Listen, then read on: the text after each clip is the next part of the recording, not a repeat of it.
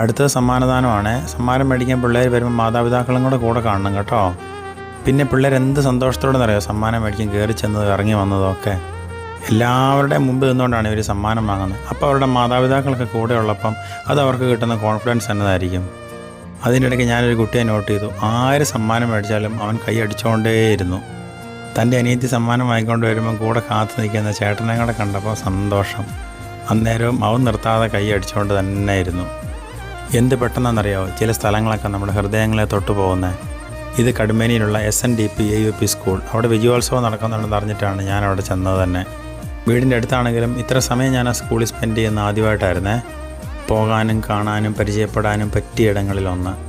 10-60-70 വർഷമായി സ്കൂൾ അവിടെ സ്ഥാപിക്കപ്പെട്ടിട്ട്. എന്ന് പറഞ്ഞാൽ തെക്കൻ കേരളത്തിൽ നിന്ന് കുടിയേറിയ മനുഷ്യരാണ് ഞങ്ങളെല്ലാവരും.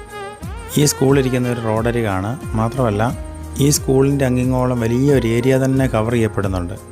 അപ്പം ഞാൻ ഈ സ്കൂളിൻ്റെ വീഡിയോ ഒക്കെ എടുത്തുകൊണ്ടിരിക്കുമ്പം ടീച്ചറിനെ വിളിച്ച് കാണിച്ചു തന്നത് താഴെ കാണുന്ന 2 മാവ്. ഓരോ വർഷവും മാറി മാറി അത് പൂത്തുകൊണ്ടിരിക്കും. ഇപ്രാവശ്യം പൂത്തിരിക്കുന്നത് വലതുവശത്തെ മാവാണ്. മതഭേദമായാലും മനുഷ്യൻ നന്നായാൽ മതി എന്നുള്ള വലിയ കാഴ്ചപ്പാടോടെ മലയോരത്തൊക്കെ ഇത്തരം സ്കൂളുകൾ വർഷങ്ങൾക്ക് മുമ്പ് സ്ഥാപിക്കപ്പെട്ടപ്പം അനേകായിരങ്ങളാണ് അതിലൂടെ ജീവൻ വെച്ച് കയറിപ്പോയിരിക്കുന്നത്. ഈ സ്കൂളിൻ്റെ മാനേജ്മെൻ്റ് എന്നൊക്കെ പറയുമ്പോൾ ഉണ്ടല്ലോ, നാട്ടിലെ സാധാരണക്കാരായ 15 പേരടങ്ങുന്ന ഒരു ബോർഡാണ്. അതിൻ്റെ കൂടെ ടീച്ചേഴ്സ്, PTA. സത്യം പറഞ്ഞാൽ ഞാൻ അവിടെ ചെന്നപ്പോൾ എനിക്ക് ആരെയും തമ്മിൽ മനസ്സിലായിട്ടില്ലെന്നുള്ളതാണ്.